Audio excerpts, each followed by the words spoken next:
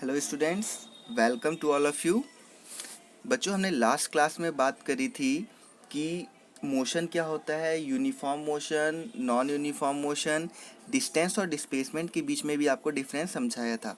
मैंने आपसे कहा था कि मैं नेक्स्ट वीडियो में बात करूंगा स्पीड, एवरेज स्पीड और वेलोसिटी से रिलेटेड। ठीक है, तो आज हम बात करते हैं स्पीड के बारे में कि स्पीड क्या होती है।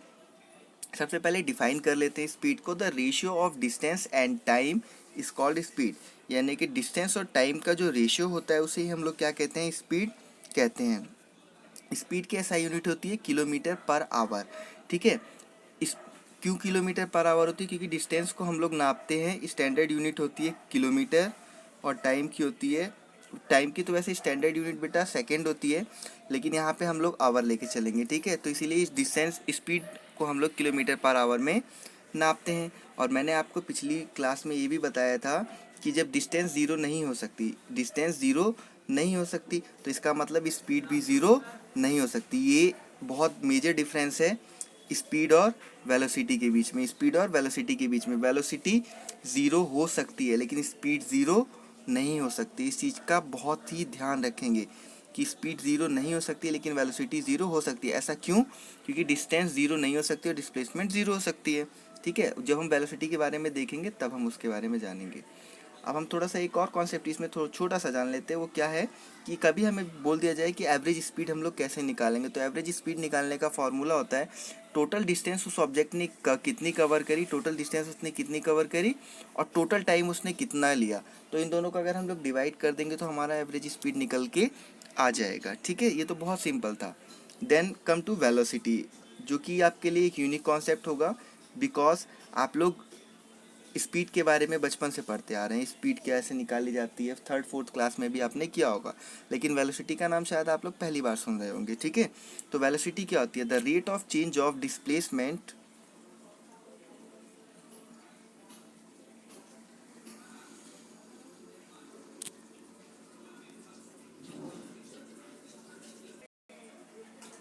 The rate of change of displacement is called velocity. यानी कि डिस्प्लेसमेंट में टाइम के अकॉर्डिंग चेंज आ रहा है, डिस्प्लेसमेंट में टाइम के अकॉर्डिंग चेंज आ रहा है। मान लीजिए कि अगर ये ऑब्जेक्ट यहाँ पर रखा है, ये एक बॉक्स यहाँ पर रखा है, थोड़ी देर बाद इस बॉक्स को डिस्प्लेस कर दिया जाता है यहाँ पर और ये बॉक्स आ जाता है यहाँ पर। तो इसने क्या किया? डिस्प्लेसमेंट किया कुछ ना कुछ, और इसको टाइम भी लगा। तो इसने अगर डिस्प्लेसमेंट किया और टाइम इसे लगा तो यानी कि इसने वेलोसिटी करी होगी इस ऑब्जेक्ट में। ठीक है, तो वेलोसिटी हम लोग कैसे निकालते हैं? वेलोसिटी का हमारे पास फॉर्मूला होता है एक्स अपॉन में टी, यानी कि एक्स को हम लोग बोलते हैं डिस्प्लेसमेंट और टी को बोलते हैं टाइम। अब देखिए, जब भी हम लोग क्वेश्चन करेंगे तो कॉन्सेप्ट है वेलोसिटी और इसको समझना बहुत ज़रूरी है, क्योंकि जब भी हम लोग क्वेश्चन करेंगे तो हमें मिलेगा ही मिलेगा। देखिए यहाँ पे एक टर्म है v, यानी कि v हम लोग डिनोट करते हैं कोई भी ऑब्जेक्ट है उसकी फाइनल वेलोसिटी को हम लोग v से डिनोट करते हैं, और कोई भी ऑब्जेक्ट है उसकी इनिशियल वेलोसिटी को हम लोग u से डिनोट करते हैं।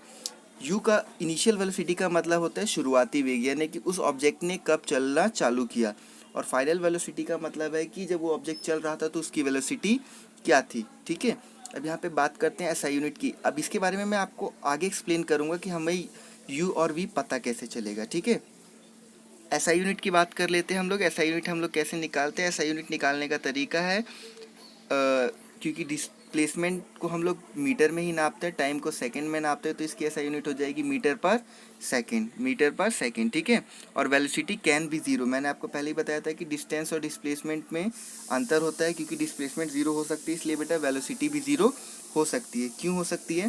क्योंकि अगर मान लीजिए कभी भी यहाँ पर वेलोसिटी की डिस्प्लेसमेंट ज़ीरो हो जाता है तो ज़ीरो को किसी से भी डिवाइड करोगे आंसर क्या आएगा? ज़ीरो ही आएगा। अभी मैंने आपसे कहा कि मैं वेलोसिटी के कॉन्सेप्ट पे बात करूंगा कि u कैसे ज़ीरो होता है, v कैसे ज़ीरो होता है, ये सारी चीज़ें। देखिए, इस चीज़ को समझना बहुत ज़रूरी है। अगर इस चीज़ को समझ गए तभी क्वेश्चन बहुत आसानी से अटैम्प्ट होंगे। पहला पॉइंट ये कहता है if an object is in rest position and then start moving. अगर कोई भी ऑब्जेक्ट अपनी रेस्ट पोजीशन में है और स्टार्ट करना, मूव करना स्टार्ट कर देता है, ठीक है, तो अगर कोई भी ऑब्जेक्ट पहले से ही रेस्ट में है तो उस केस में u हमेशा ज़ीरो होगा, यानी कि उसकी जो इनिशियल वेलोसिटी होगी वो हमेशा ज़ीरो होगी, शुरुआती वेग हमेशा शून्य होगा। और वो ऑब्जेक्ट अगर मोशन करने लग गया अब तो उसकी फाइनल वेलोसिटी कुछ ना कुछ होगी, इसीलिए मैंने वहाँ पे उसे x डिनोट कर दिया है। x डिनोट करने का मतलब यहाँ पे डिस्प्लेसमेंट नहीं है, x का मतलब है कि वेलोसिटी कुछ ना कुछ होगी। क्लियर? अब वही ऑब्जेक्ट अगर पहले से ही मोशन में है, ऑब्जेक्ट अगर पहले से ही मोशन में है और ब्रेक अप्लाई करने के बाद वो ऑब्जेक्ट रेस्ट में आ जाता है तो उस केस में उसकी इनिशियल वेलोसिटी कुछ ना कुछ होगी और फाइनल वेलोसिटी क्या हो जाएगी, ज़ीरो हो जाएगी। इनिशियल वेलोसिटी कुछ ना कुछ होगी और फाइनल वेलोसिटी क्या हो जाएगी, ज़ीरो। ओके, तो आई होप आपको ये कॉन्सेप्ट अच्छी तरीके से समझ में आया हो, क्योंकि ये कॉन्सेप्ट समझना बहुत ज़रूरी है।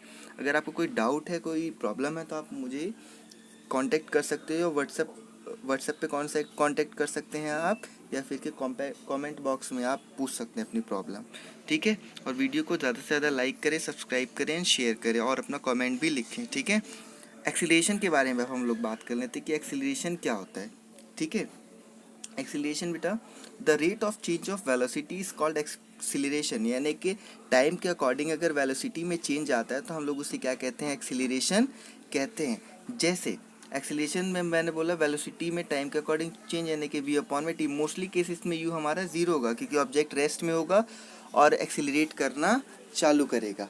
ठीक है, अगर कोई भी ऑब्जेक्ट रेस्ट में है देन वो आगे बढ़ता है तो उस केस में एक्सीलरेशन क्या होगा, पॉजिटिव आएगा। लेकिन बच्चों उसी केस में एक्सीलरेशन हमारा नेगेटिव आएगा अगर ऑब्जेक्ट पहले से ही चल रहा है और ऑब्जेक्ट ब्रेक लगाने के बाद वो क्या कर जाता है, रेस्ट पोजीशन में आ जाता है, तो उस केस में क्या हो जाएगा, उस केस में हमारा एक्सीलरेशन जो है नेगेटिव में आएगा, जो कि हम कई क्वेश्चंस में देखेंगे कि जब ब्रेक अप्लाई करता है ड्राइवर तो एक्सीलरेशन नेगेटिव में कैसे आ जाता है। ठीक है, क्योंकि उस केस में क्या हो जाएगा, v ज़ीरो हो जाएगा, और जब v ज़ीरो हो जाएगा और यहाँ पे कोई भी वैल्यू होगी तो आंसर तो नेगेटिव में ही आना है।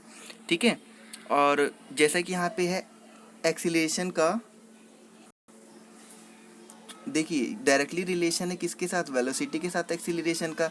इसका मतलब क्या है, देखिए डायरेक्टली रिलेशन का मतलब क्या होता है, जितना वेलोसिटी बढ़ेगी उतना ही, जितना एक्सीलरेट करोगे गाड़ी को उतना ही तेज़ वेलोसिटी हो जाएगी। मीन्स जैसे आप लोग बाइक चलाते हो, बाइक चलाते समय क्या होगा, उसको जितना एक्सीलरेट करते हो उसकी वेलोसिटी यानी कि उसकी स्पीड एक तरीके से उतना ही तेज़ बढ़ जाती है। ठीक है, और देखिए यहाँ पे इन्वर्स रिलेशन एक्सीलरेशन जो है वो टाइम के साथ शो कर रहा है। इन्वर्स रिलेशन का मतलब क्या है, अगर आप एक्सीलरेशन जितना ज़्यादा करोगे आपको अपने डेस्टिनेशन में पहुंचने में उतना ही कम टाइम लगेगा, और जितना ही एक्सीलरेशन को कम करोगे उतना ही टाइम ज़्यादा लगेगा। तो ये इन्वर्स रिलेशन शो करता है। और जो एसआई यूनिट होती है हमारी एक्सीलरेशन की वो होती है metre per second square, metre per second square. ठीक है बेटा, अगर आपको वीडियो अच्छी लगी हो then please like, subscribe and share this video. और अगर आपको कोई प्रॉब्लम है तो आप मुझसे प्रॉब्लम पूछ सकते हैं। Thank you for watching the video.